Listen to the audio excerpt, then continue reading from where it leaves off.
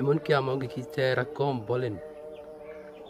শাকিব খান সে অনেক স্মার্ট, সে অনেক কিছু, তার চেহারা অনেক কিছু, দেখতে খুব ভালো, অনেক দর্শক। কেন আপনার কি শাকিব খানের লাইন কি হতে পারবো না? শাকিব খান কি চেহারা কি সুন্দর হলে কি মায়েরা পাগল হয়ে যায়? কি আমাকে কি কম চেহারা বলেন দর্শক? আমি কি হতে পারব না শাকিব খানের লাইন? কেন?